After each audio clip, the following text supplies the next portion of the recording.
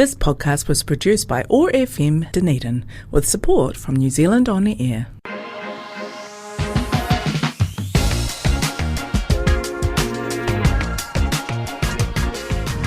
Welcome to the OI podcast, the Otago Institute podcast, in-depth conversations with experts from the worlds of arts, sciences and mātauranga Māori, brought to you by the Otago Institute, the Otago branch of the Royal Society for Arts and Sciences. Kia ora, I'm Dr. Barb. And kia ora, I'm Trudy, and boy, we're off to a racing start today. Sounds like you're an auctioneer on calling the races there, Barb. You're really going for it. I'm super excited about today's show. It's going to be a fabulous show. We've got reflections on Waitangi Day. Woo! And, I mean, always a cause for celebration when we've got a statutory holiday, I think. It is indeed, but, this one's a pretty special one. It is a special one. Us and our particular nationhood is fascinating. And it feels like something that's growing with us. Particularly yes, with it me, should, I think. And I think it's something that's really evolving over the years, and I sort of, I really like to feel that, with the new Matariki statutory holiday, I feel like we're really taking control of it as a nation somehow. And I think, that's really interesting. If you look about, we've been celebrating or commemorating Waitangi Day since, 1934? But it wasn't until 1974 it became a public holiday. All good things happened in 1974, as everybody who knows me personally will know. That 1974 obviously is 50 years ago last year, and we're still in my 50th year. And all good things. I was going to say long may it rain, but it's interesting. You can't. And that'll be our conversation today, probably about what's the purpose of a tree? Is it just something you sign and stick away in a closet, or is it something that you develop? It becomes dynamic. It builds. Your society changes, things change, so you can't just leave it static. So we're, reinterpreting, re-engaging with the treaty in terms of our relationship. But there's two things there as well. There's how we relate to the treaty, but also how we relate to Waitangi Day itself. So the actual celebration day as quite apart from the Treaty of Waitangi, which of course they're intertwined as it is, but it is also, it's like our Independence Day in a way. It's our big national day of celebration where we celebrate, or we could take it as a celebration day. And I guess that's up for debate a little bit as to how we mark this day. Yeah, I think it's our national day. It is most definitely our national day. And interesting, it started off as New Zealand Day, I think that was a reflection in the 70s of our identity as becoming Was it New Zealand Day first, or did it turn into New Zealand Day? No, it was New Zealand Day first, when the Waitangi Day holiday was enacted in 1974, when it became a public holiday. So it's New Zealand Day, and I think that was, we wanted to separate ourselves from being a colony, being part of the Commonwealth. But, I think that was really controversial at the time, because then a lot of Maori and other organisations said, well, we've been calling it Waitangi Day forever. Why? Because I remember back when they turned the actual Waitangi Day, they turned it back. They turned it from New Zealand Day back to Waitangi Day in 1976 under Muldoon, I think it was, or 75. And then there was some period just lately, in the last 50 years, folks. Lately. where they tried to call it New Zealand Day again, like in the late 90s maybe. I think so. When I was at varsity, I think they tried to call it New Zealand, and it lasted like no time at all, because it was just like, oh, why are we doing this? Yeah, I know. And once again, that reflects the dynamic relationship that we as a nation have with the treaty, with this document that founded sets up as the society going forward. So, But I feel like with Waitangi Day, that debate about what to call it has stopped now. Yeah. I feel like that we've settled that. Okay, like everybody calls it Waitangi Day. We're quite happy with calling it Waitangi Day. It is Waitangi Day. And I guess that originally there was this, and there's always kind of a little bit of a talk about the fact that the Treaty of Waitangi, Te Tiriti o Waitangi, was signed between the Crown and Maori at the time. So whether New Zealand as a republic or as an entity aside from the Crown, actually if that kind of dilutes the treaty. But I don't think that has any foundation at all. I mean, we can talk to Metiria about that later on. But I really don't think that has any foundation at all, because, of course, the Parliament, like the Crown and the Parliament, are the same thing.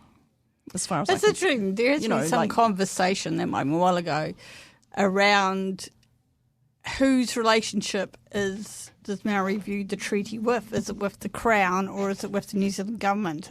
But that could be a dated argument. I haven't very much about that. Yeah, but would that change? Like, is that a key factor into preventing us becoming a republic? But then we've got the new Queen. So, that'll be interesting to see. Yeah, it'd be interesting to see how she interacts, interprets things, and how that actually comes together as a community talking about things there. And of course, it was her first Waitangi Day today. And yesterday. Yeah, how widespread's that movement within the rest of the country? I think we're a bit challenged down here. I think we're a bit isolated down here. I was just going to say, with most of the South Island being Kaitahu, I think we are a little bit removed from that kingitanga movement. Exactly. And the experiences are totally different, but down here compared to other parts, around settlement and treaty breaches and a whole, different. And of course, not saying anything's right or wrong. It's just different. But yeah, and of course with Kaitahu being one of the first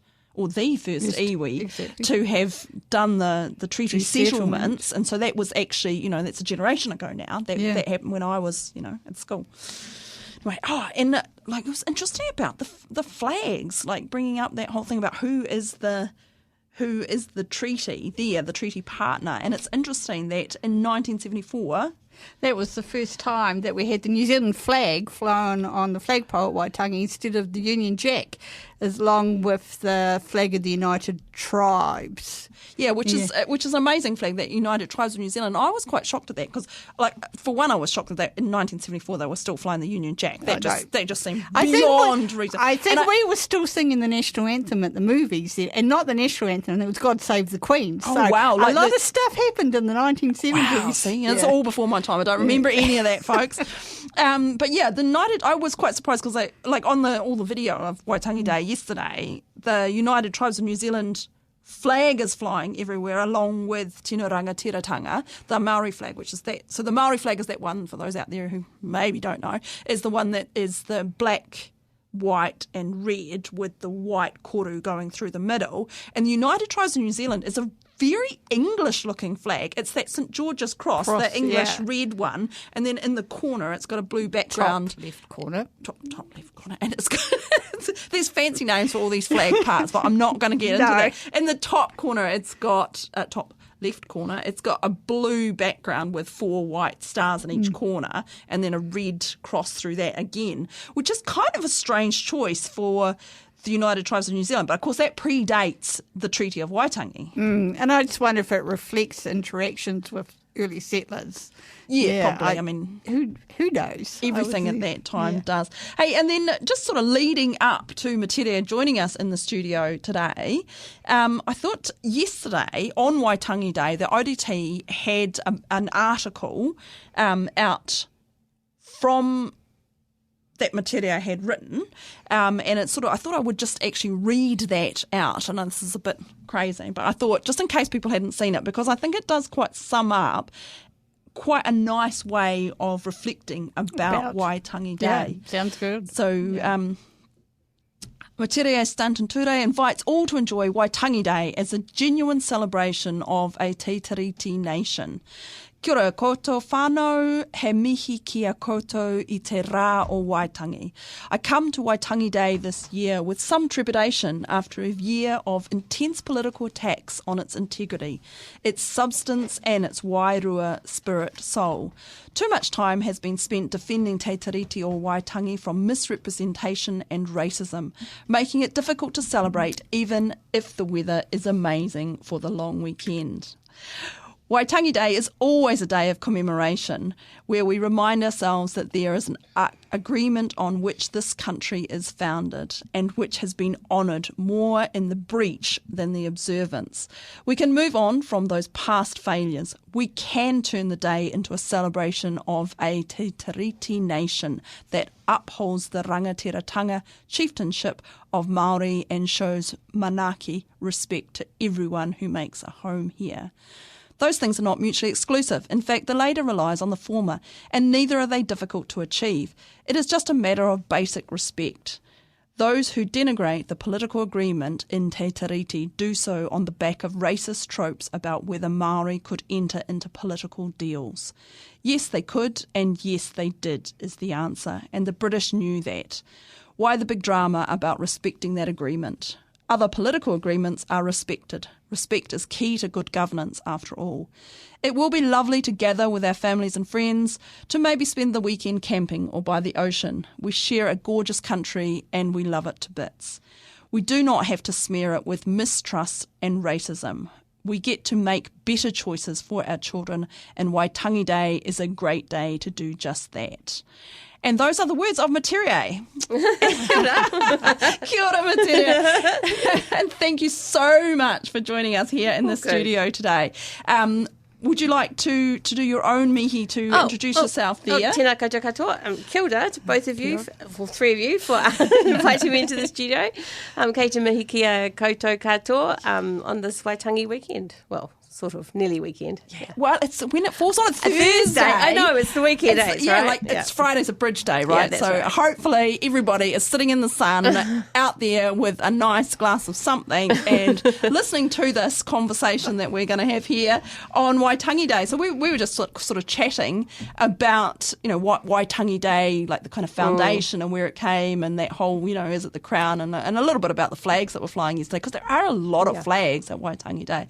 But of course, just as an introduction to Metiria, for those, don't believe that there's anybody listening to this who doesn't know who Metiria is, but a veteran of 5 parliaments from 2002 through to 2017, former co-leader of the Green Party of Aotearoa, New Zealand from 2009 to 2017, 8 years. Metiria is a fabulous artist, knitter, lawyer, scholar, author, and a strong proponent for the environment, and somewhat of an authority on Te Tiriti or Waitangi. You make me sound so flash. It's great.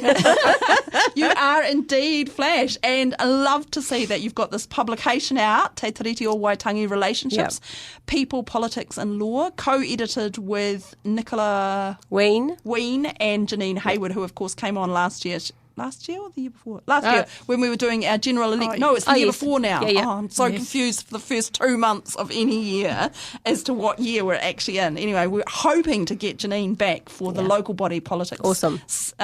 We do a little special mini-series, and hopefully we can twist your arm as well, because I'm sure that there will be big things coming out with legal ramifications around the Māori wards bill that's been gone through, which affects local government. But today we're here to talk about Waitangi Day, and what does it mean to you? Oh, like in the column in the Star. Thank you for reading it. That was quite. It's very well written, and I thought, that needs to be out there. You two want a room? It's quite weird.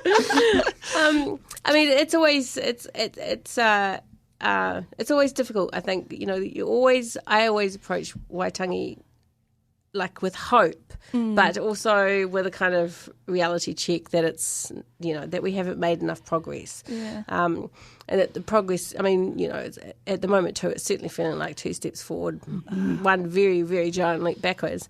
I feel like that's around the world. Possibly, yeah. Thing at the moment. Things happening in, Canada's going backwards. America's just going backwards like crazy. I can't even see America anymore. I think some of the political issues that are being raised in the Parliament are coming directly out of a US approach to Indigenous issues. And it does really feel like that, doesn't it? I think the language, if you look at some of the language, is very, very similar around race rather than polity. So this is, when we're coming to Waitangi, thinking about the treaty, Te Tiriti or Waitangi, it is an agreement between 2 polities, right? It's between 2 political entities, one which was very monolithic, the British was a very monolithic kind of political arrangement, and Te Ao Māori, which was very diversified. So it was a polity that was made up of diverse groups with kind of authority spread across those groups. So they look different. Yeah. But they were still fundamentally, they are 2 polities coming to agreement as to how to live and manage together on this land. Yeah. And I was just going to say, of course, that was absolutely recognised in the document itself, Yes, because there was a signatory from the British side, and there were many signatories That's right. from the Te Ao Māori side. So Yeah. they recognised that there was that there was a diversified leadership. leadership. Yeah, and so, but however those two groups decide to manage their own political leadership, the agreement was between two polities, two different political nationhoods, statehoods. And so when you hear people like David Seymour talking about race and how this is an issue of race, he's using American language that they use over there to try to divert us away from the fact that it was a political agreement between two sovereign nations as they understood themselves at that time. And that it's not actually about race as such at all. It's about the two political systems figuring out how to work together on this land. And in America, for example, it's a big issue for Native the First Nations people there. They work very hard to keep race out of the discussion and to try to maintain the sovereign tribes, the sovereign polities of those tribes over there in order to avoid that race debate. Because once you start using that language, people who don't necessarily think about these things in political terms start to get really uptight and worried about racism. And so it gets very strange. dirty. Yeah, and it becomes argument. this question of one equal things, equal rights for everyone, and why are we giving special things for some people and That's not for right. other people? And I find that it's very easy to get a lot of people really upset with that, but it's also very misleading as to what the actual... Yes, it's completely misleading. It's an absolute distraction from the factual environment of the time then and now, which is that there is an agreement between two sovereign political entities figuring out how to live here together. So as soon as they start using kind of race language, they start getting into that sort of one law for all and equality between the races. What they really mean when they say that is the white way is the right way, and that's the equality as we understand it in our Western conception is the way that we will apply it here, even if it doesn't match at all with the values or the way that equality or equity is understood by the other signatory to the treaty. So it gets very mucky when they start using that language, but they use it on purpose to get mucky. And I feel like a little bit the discussion around Waitangi Day and the Treaty Principles Bill, which of course we've jumped straight into because this year, more than any year, the treaty and the Treaty Principles Bill has really brought those two, like we're talking about them at the same time because they're just not possible to pull them apart this year because that is the big issue this year. And I feel like that's very divisive, and I feel like that has been placed into politics this year and last year on purpose to be divisive. That's my opinion and my feeling and the feeling that I get from it. And I feel, for me, that very much reflects an current American politics way of doing things, where a political group are just throwing crazy inflammatory statements into the air just to divert everyone's attention. And then what else they're doing behind the scenes. So while this is extremely important, it does take up a lot of airspace. Oh my God, so much. But it just worries me what else is going on because we don't have the capacity. People just, trying to live your lives, trying to grapple with things. How do we keep a track of what's going on? We should. I spent some time listening to the Mata series interviews, and they are amazing. Oh my goodness, name's gone out of my mind. Mahinarangi Forbes. Yes, sorry, Mahinarangi. Mahinarangi. Oh my God, I'm tripping over my tongue like crazy today. She was amazing with the interviews at that, and I thought it was really nice to hear her interviews because they were long form, quiet interviews. She did an interview with David Seymour. She did an interview with Shane Jones, and she did an interview with Tama Pōtaka from Labour, which was very interesting. Tama Pōtaka is from National. from national. Yep. Sorry, That's right. national. No, Yeah. I meant to say national. From the... Yep. What am I doing? Thank you for correcting me. Oh, my gosh. Breathe, Barbara, breathe. Yes, but Sorry. it was quite interesting to see their different takes on it. And, of course, New Zealand First and National have both said they are not going to support this bill past its first reading, but they've agreed to it for some reason, to have it there, even though they've both said, oh no, we're letting it up so we can shoot it down and kill it. But I feel like, okay, but why? Why are we putting the country through this much angst and division for something that, what was ACT, 8-point-something% of the vote demanded to have it in a bill, when everyone else, like Te Pāti Māori, the Green Party, Labour, obviously are not going to support this bill. National and New Zealand First have said they're not going to support it. So why did it get to this stage, if not to be divisive? I think there's two things. One, it demonstrates a real weakness in the Prime Minister's leadership, that he was sucked into an agreement to, because he wanted X votes. He wanted them to come on board with his government. So he pretty much agreed to almost everything that they wanted. And is that why it feels more like an ACT government than a national government at the moment? They got a lot out of that deal because he was so weak. So this idea that the Prime Minister is somehow some great negotiator was absolute rubbish. He was an incredibly weak negotiator over the formation of government at that time, which is why ACT has got much more even than New Zealand First usually does in terms of their policy. Which makes me wonder why he wasn't supported more. Like, is there some other game going on in terms of National Party politics? I think he's just new. This is his first term. He's just not an experienced politician, in my opinion. But also in terms of right? Who has not met a guy who thinks he can do everything and actually can't? I mean, he's just one of those guys. So that is true. That is true. But I'm surprised that Winston Peters and New Zealand First, to be fair, have actually been so quiet on it. And not sort of made more movements, and I'm sort of hoping that when this Deputy Prime Minister sharing arrangement switches over, we'll just have a snap election. And the second, just before I get to that, the second thing is that ACT is playing a long game here. So they are proposing this bill. They know it's going to go down, but they've got 6 months worth of campaigning to do on it. That's why we keep hearing the terrible, awful rhetoric and the distraction and the mistruths that they keep, the lies that they keep telling about the treaty and what it does and stuff. I mean, that's all. So it's about them campaigning to their own people, and I think in advance of them trying to get a referendum in the next agreement after the next election.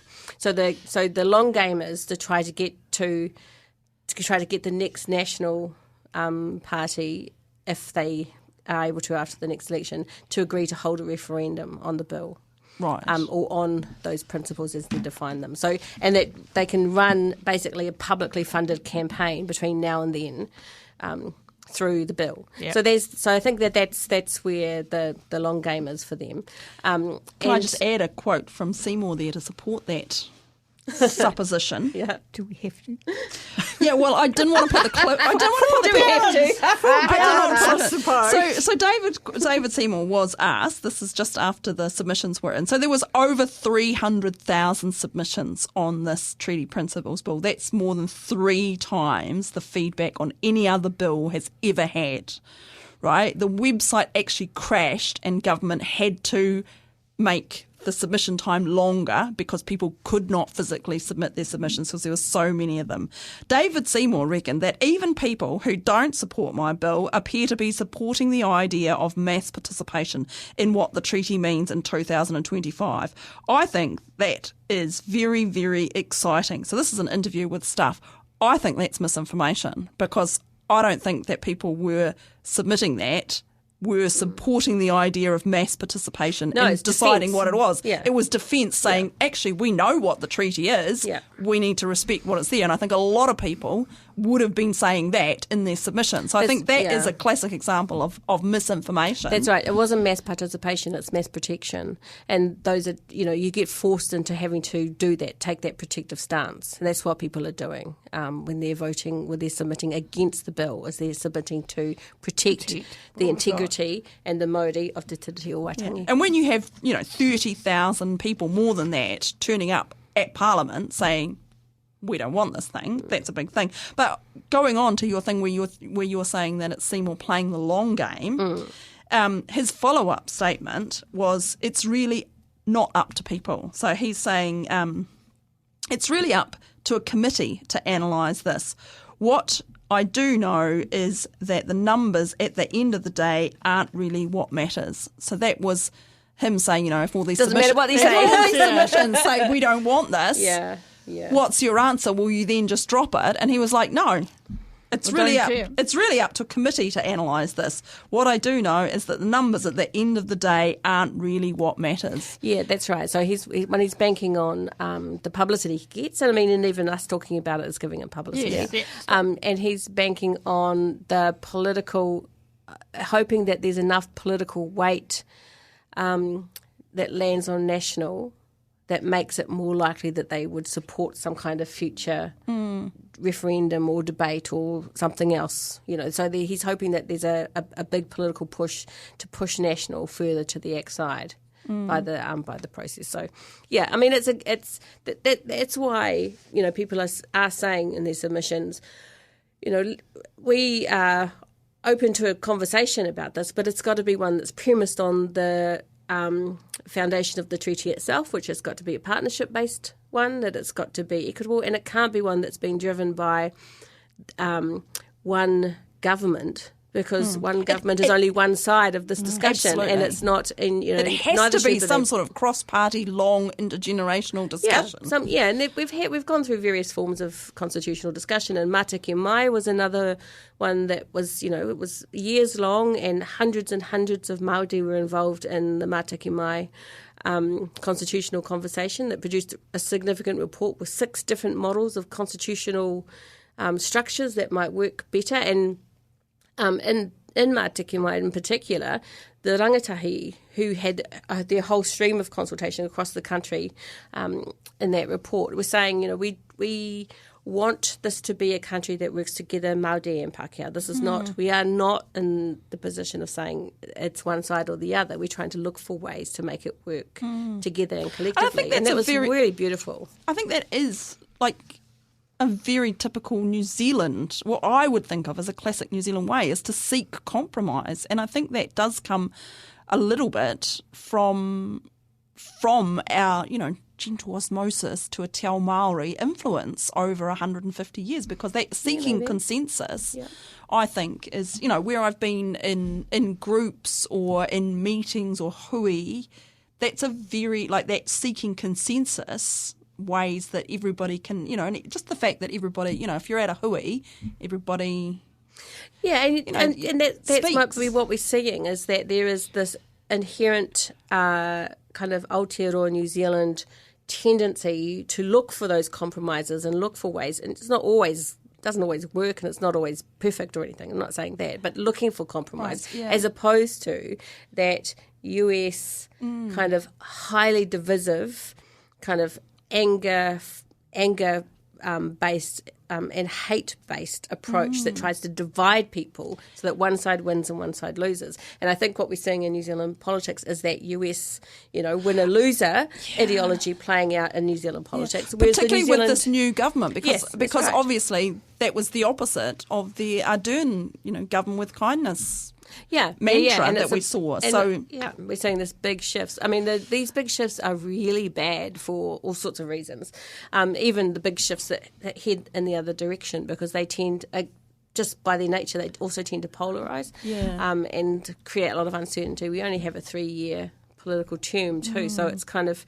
It's very short. Yeah, really short, big shifts in short periods of time cause a lot of harm. So and that's been a few decades in the making that's kind of big swings from left to right, as opposed to, we've seen in the past, some decades ago, some degree of consensus around, say, education or around health. We're not seeing any of that at the moment. Yeah, we haven't seen any of that for quite some time, to be honest. And I'm talking decades now. And I think the stuff around this new approach in terms of the new government, I mean, that's been around earlier too. It just goes underground for a wee bit until it gets the opportunity to come back out again. And I think that's what's happened here, that they provided the opportunity, like there was all that benefit bashing in the early 2000s from Crosby Textor. They're a terrible lobby group. It really focuses on picking on, the diversity in communities. We use that language, as you said before, which really pinpoints people as, not as people, but as some sort of stereotype or a race or a gender or whatever, rather than, thinking about why are these people in this position, and then you can adopt whatever approach you need to remedy that position. But you've got to look at it, what happened there, and it's not necessarily because they've smoked 50 fags a day or drunk. So, it's got nothing to do with that. I think there's also that degree of respect that we see that seems to have been eroded over the last 18 months or so, where just the way that the discourse is taken on, and just the complete. Well, not just respect for a long time. Yeah, well, there's respect for other people, but there's also respect for just telling the truth as well. And I think that we can expect our politicians to be upfront and truthful. I know that there's this kind of all trope about politicians and lies and stuff, but these are people that are representing us. These are our leaders. Why do we allow this kind of shifty answers? Yeah. I think there's you could argue that they're being somewhat more honest than usual. When Seymour says it doesn't really matter what the submissions say, it's down to the committee of the Justice Committee and the numbers that are on that committee and the politics behind that. On the negotiations will do behind. That's what he's really saying. The negotiations will do behind the scenes that actually matter. So whatever you say, who cares? That's fairly honest. Yeah, when Shane Jones says, if you marae don't follow a tikanga that I say you ought to follow, I'll cut your funding. That is also pretty honest. That is pretty honest. Yeah, that's true. But horrifying, but pretty honest. And that surprised me. His objection to that, because I actually thought. As you said in the article there, I approached this Waitangi Day with trepidation. I thought, oh my goodness, given the amount of people and the amount of feeling that this whole thing has brought up, I thought this is going to be protest crazy. Mariah, we've had, when I grew up in the 80s, every Waitangi Day, you held your breath to see what was going to happen, if there was going to be eggs or, it was like you sat there for your popcorn. Sex toys. It's been around a whole array of things. Right? Yeah. And, just a bit of yelling and flag waving. Yeah. And I sort of thought, this is going to be a really, contentious Waitangi Day. But actually, it was really restrained. It was really peaceful. Taking some, to be fair, right? Because I, in my opinion, David Seymour was asked to not attend the Waitangi Day celebrations, He was not invited very clearly by his own people. Please do not come, right? So to me, that is really rude to then show up and expect to speak with a microphone at the pai. To me, that's really disrespectful of the entire discussion, right? Yeah. And then for him to then stand whining in front of 7 microphones about how he hadn't had a chance to speak and his voice wasn't being heard. I was just like, how disingenuous can you get? You've literally got 7 microphones. You couldn't fit another microphone in front of you. And you're whining about how you haven't got a microphone. We're still talking about them. It works. I know, it works. It works. So, yeah. And that's why it gives me more respect for the form of protest at Waitangi Day, when all they did was take away his microphone. Yeah, that's right. It was, people will see that and they'll think people were being mean to him, to Seymour. But in fact, it was quite well organised in the beginning. It was known from the start that there would be a very short pohuri, that there would only be one speaker from each side was the actual arrangement. And so, David Seymour standing up to speak, he wasn't supposed to speak, and he wasn't supposed to speak because the haukainga, the people of that marae, had said, we don't want the political grandstanding that we see every year. We don't want people making political speeches here. We want you to be, if you're going to engage in this tikanga process of the pōhiri, then do it properly, recognise the whare, recognise the whenua, recognise the haukainga and make your whakapapa connections. This is what you do in a pōhiri. That's what they're for. They're not for political grandstanding. And so they didn't want that to happen. And that's why they said, don't come if you're going to do that. And we'll just have this, real short pōhiri. And it was the politicians just didn't care. And David Seymour and Shane Jones in particular, with their criticisms and their rude behaviour, didn't care. So having the Ngāpuhi women stand with their backs to him, to stand right in front of their own paipai and look at their own people and turn their backs to David Seymour and Shane Jones, I think was really important. It was a really important signal, particularly that those Māori women. It was a really powerful signal, I think. Yeah, and mana wahine signal too, that the mothers and the grandmothers this is not do us. not approve of these kids coming here and being us. rude. Yeah, that's right. And I think that's exactly tikanga approach. Yeah. It's a very tikanga way of doing things. And I was really shocked to see Shane Jones criticising it, I was just like, where? Well, he is from up there, but he's not from there. I know, it seems like, what's this white, whatever, any words you can put in there. Well, what's she busy telling? I know, I've got no right to tell Shane Jones anything, but from my opinion, from the outside looking in, I'm just like, mate. Well, it's weird because he keeps talking about himself in the third person too. If you notice, it's really strange. So it's crazy. getting odd. Yeah, but, and talking I felt that there was a real looking down on people. The young ones. I might have been there when I was young, but I'm old now and I know everything. And that kind of really condescending tone that came across in just about everything he said. And I felt that came from Winston Peters in the past. That has come from Winston Peters. But oh my gosh, in my listening to that kororo yesterday, that really came across. And I did wonder, and I want to finish off this interview with Metiria and not talking about DS or Shane Jones, because what amazed me was the lack of actually the major parties' airtime. I sort of thought that David Seymour and Shane Jones sucked all of the airtime out of Waitangi Day, and together they're a very small proportion of the world of Te Ao Māori. I don't think they speak at all for Te Ao Māori at the moment, in my opinion, and I don't think that they're speaking for the majority of New Zealanders either, and that's shown from the election. Yeah, I think, you're probably right. You're right from the point of view of kind of the mainstream record of what was going on, right? So, and that's always been the case, and there's been years and years of criticism of mainstream media focusing on the dramas that happen at the politicians' pōhiri and not at the other 4 days of celebrations and things that go on. Although that is getting better. They are better now than they were 20 years ago. And so where you consume your media becomes really important as to what stories that you're actually hearing.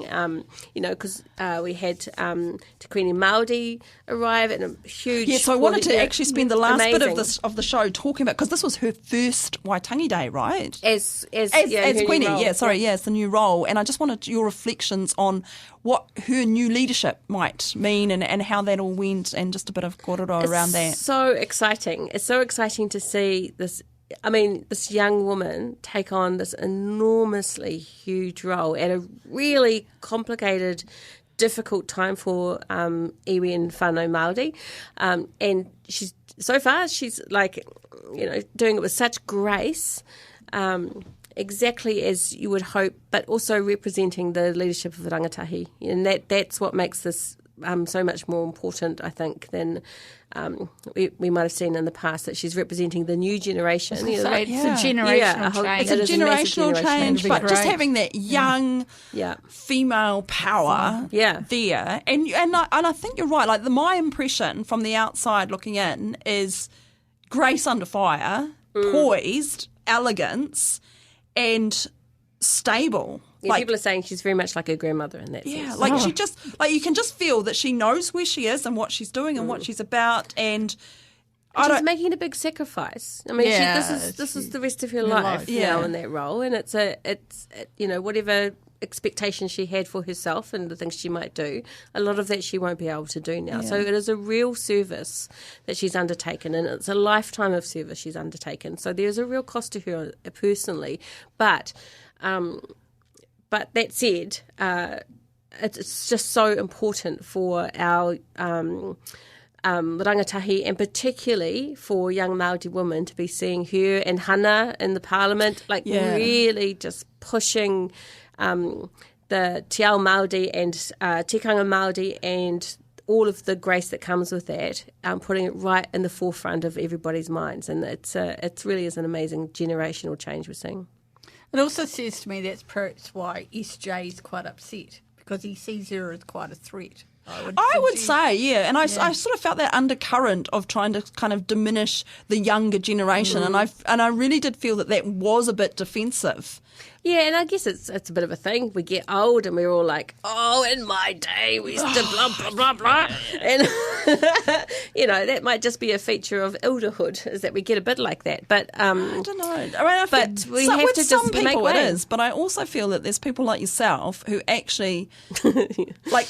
Very grateful for that youthful... And then there's propping up those people and saying, hey, look, this was tough here, and this was my experience, and like if you need mentorship, mentorship. There's some sort of mentorship, and then there's a group of people who, when they get to, and not just in politics, in academia, all across the world, there's some people who, when they, if you have it tough coming up and you crawl and claw your way into the top, there's some people who get there and go, well, I had it tough getting here, so you've got to have it tough as well. And there's some other people who get to that point and say, look, it was really horrible getting to here. I don't want this to be the case for the next generation. That's right. I'm going to do what I can to help pull them up and assist them and make, do what I can to make the mental cost on their mental well-being not as harsh. And I feel like that's two very different ways of leadership. Yeah, that's true. Yeah, I think one of those is leadership that's about ego, and one is about leadership that is about service. Yeah. And I think that if your leadership is about service first, then I think that's how you always end up supporting others to come through, because you will be protected by them too, just as much as you protect them yourself. And that is the feeling that I get from the new Queen, that she is more about service. It's sort of that, like, it doesn't seem like it's ego, right? It seems like, and I think watching her coronation, watching her appointment last year, I think it was pretty obvious it wasn't. Yeah, tell us a bit about it. Oh, well, it was just amazing, because you go through this process, and the person who takes on the role has to be supported by a whole collective of iwi leaders, and by consensus. And so, they brought forward this young Māori woman to take on that leadership role for them. It's a political leadership role. It's a spiritual leadership role. And, for all of those iwi leaders to say, we think that you can carry that for us and represent us, and that we will have your back 100% when you do, I think it was a powerful message for all of Māoridom. Not just for her on those days, but for the rest of us watching that happen, watching that support come through for her. Yeah, amazing. Yeah. And we were saying just at the start of the show there, that maybe the importance of no waihono or i te pō, i te pō, as the new Queen isn't felt quite as much here in the south of the South Island, because we're so far away from everything. I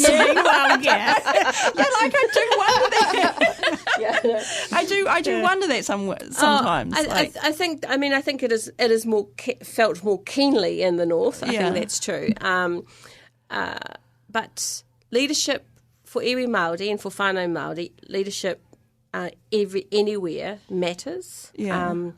And so and her role, even if you don't feel yourself to belong to the kingitanga exactly, so, my whānau from Papua, so we were involved in the kotahitanga parliaments and things, so we have a connection to the kingitanga through the kotahitanga movement, historical one. Yeah. So, even if you feel yourself kind of quite separated from that, there's you always, I think, will see this as being leadership for iwi Māori, and look to her and to that role for that purpose. And it all comes down to what she decides to achieve. She's not able to speak until she has her full coronation, which happens this year. Right. So we're not going to hear her talk for a long time yet to come.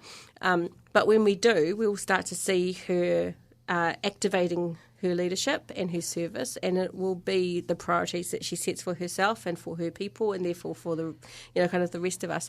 That's all going to come, yet to come, and it'll be very exciting when we see that. Yeah. When we see that. And I guess that like the coronation, when does that happen? That's later in the year. Yeah, it's later in the year. Yeah. And that is there sort of a speech like we used to have the Queen's Speech from the throne. Yeah, like the Queen's message that we had on Christmas Day. Is there something similar to that? I'm just trying to remember back. At Obviously some point, it's not the Queen's message.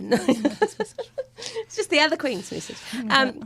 There will be something. She will do something. I'm just trying to remember back to her father's coronation. I was there, but I can't remember. It was so full on. I can't remember all of the details. So, in time we will know exactly how she's going to establish herself in that. What her reign will be like. Yeah, I that's guess, right. in a That's way. right. And so it'll be different according to the times too. You know, it's we're in very different times from when her grandmother was the Queen Ātiawa, and so different times again from her father. So we're yet to see. Yeah, but she does put me in mind of the British Queen, Elizabeth II, because of course she was a very young girl when she took the throne as well. She was 26.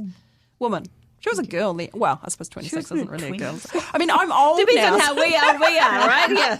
Now, yeah, you're right. It's a very young lady. Yeah. Like, I mean, she was similar age. Yeah. I think she was married and had a child. You can't She was call her married and a had girl. 2 children. Sorry. Yes, okay. So she's not a girl. She's a girl. She's absolutely not a girl. You're right. You're right. But But like, compared it to does how we similar. think of her as the Queen now, she was a very young girl when she took it on. Because we think of her now As an old lady. As an old lady, right? Yeah. But she was 26 when she took, for her coronation, which was obviously years and years ago. And I kind of get a feel, because she had that very service orientated similar, idea, and it was a spiritual role and a leadership role, and it was very much by consensus. Like she took, what the people were saying, what her advisors were saying, and I feel like that's. We will see. We'll see. We will see. It's a very exciting time. It's a very exciting time. Oh, my goodness. And, of course, you've got a new book out. So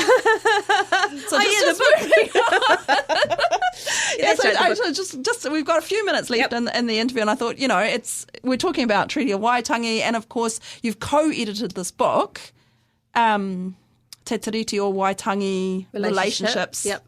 People, Power and Law. Yeah, so Nick and Janine, Nick Lewin and Janine Hayward, have produced 2 previous books in a similar vein, one on Waitangi Tribunal and one on treaty settlements. And both of those were collections of chapters that we're looking at those 2 institutions or those 2 kinds of, as a way of kind of capturing what was happening. And they go back to, I think the first one was 2009 or 2012. Right. So this is the third really in a series. And So following on from the one looking at Waitangi Tribunal and the one looking at treaty settlements, it's like, well, what does the future look like for Te Tiriti and the relationships between government and iwi Māori? Like what might you think it's going to be moving in the future, and how might they be constructed? So this one is a bit more diverse in that sense, and there's some fantastic chapters. There's chapters on the care of harbours in the north. The care of harbours. Yeah. I don't have the list with me. It's terrible. I feel so embarrassed. But sorry, I've just pounced everybody's names will come back to me. Mera Te Kawharu has written an amazing one on Pāta Plate and the relation, the rangatiratanga that hapu are exercising on their own land. Right. For Luke Fitzmaurice has written one on Oranga Tamariki and like the issues that arise out of that. There's one on mana whenua and what that mana whenua means. There's one on the public service that Mihiata Pirini has written. So there's all these very different kinds of examples of the nature of the relationship. Some of them are more about the iwi relationship with the Crown. Some are more about Māori, how Māori are just activating their rangatira themselves. And we found some surprises in the book, one of which was that although we started collating and getting it together straight after the last election, governance was a big drama. Remember all these protests and blah, blah, and everyone was like, ah! And that felt a bit the same. Like, nobody really had a good grasp, not nobody, but very few people seem to have a good grasp about what co-governance actually meant. Right. It was just, and there's just like people shouting at each other. It's just working together. I mean, anyway, it turns out that actually Māori just see co-governance as just being a tool in the toolbox for working with the Crown and with its agencies. It's not the best one. It can be good. It can sometimes be stink. It's just a tool. It's not a big dumb drama like we saw at the election. And so co-governance doesn't really feature in the book, which we were surprised about. We thought that would have a bigger impact, but it doesn't. And as a result of that, because I think iwi Māori and whānau Māori are seeing it as a tool for engaging, but not about the exercise of rangatiratanga. What did come up a lot was kāinga rangatiratanga. So that's as a phrase, it's term. It arises in a few of the different chapters, quite independent of each other, because people. So that's talking about the leadership at home. Yeah, the leadership that's been expressed by whānau and by hapu and on marae, where they're taking control of their economic circumstances. They're taking control of their kai, for example, their land restoration, exercising their kaitiakitanga, say, for example, in the harbours up in the north, but without depending on any permission or anything from the state or anything. Like, these are just people are activating their rangatiratanga as they understand it belongs to them. And so the relationship between Māori and the Crown seems to be kind of opening up a bit, where rangatiratanga is just being activated all the time in places we don't see. This is why this kind of distraction with Shane Jones and David Seymour is so weird, because that's happening in one tiny little sphere. But in the meantime, they're getting on with all sorts of amazing things. And you do feel quite a swell of understanding of te ao Māori across New Zealand, across Aotearoa, like just the amount of te reo that's in everyday language, the amount of, karakia that's said it's at, at the start or at the end of any hui, just the amount of normal words that are just incorporated. Yeah. At one time it was just horrifying for someone to say kia ora on Air New Zealand, and we've moved past that by quite some degree now. We have. I mean, and I think, politicians trying to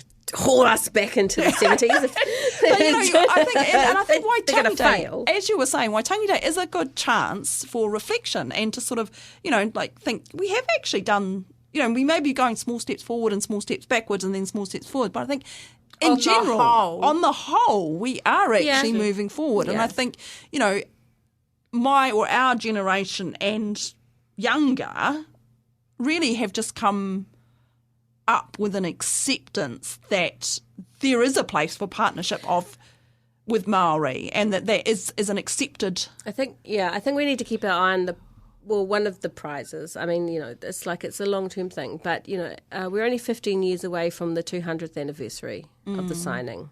That's true.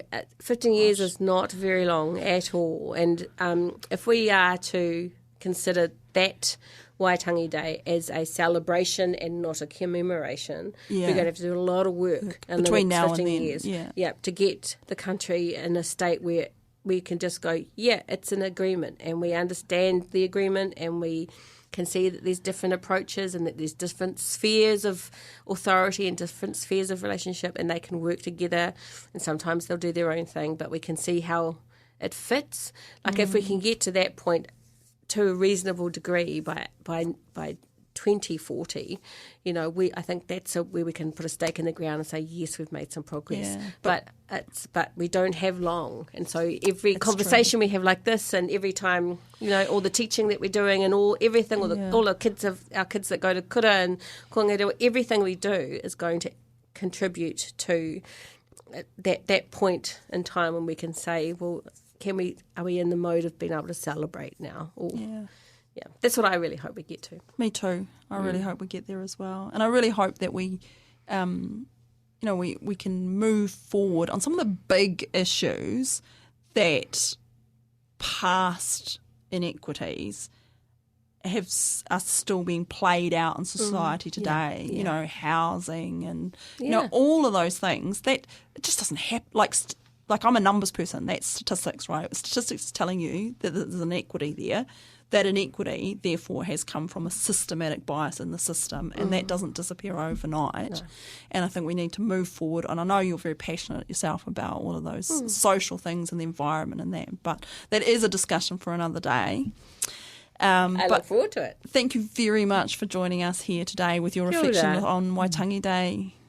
Sweet. It's been great. You've been listening to the OI podcast, the shout out for the arts, sciences and mataranga Māori. You can support this podcast by becoming a member of the OI. Check out the Otago Institute for Arts and Sciences on Facebook or our website. If you'd like to listen again to this episode or others from the series, look for the OI podcast on ORFM's website, oar.org.nz. Brought to you by the Otago Institute for Arts and Sciences, the Ōtākou branch of the Royal Society of New Zealand. This podcast was produced by ORFM Dunedin with support from New Zealand On the Air.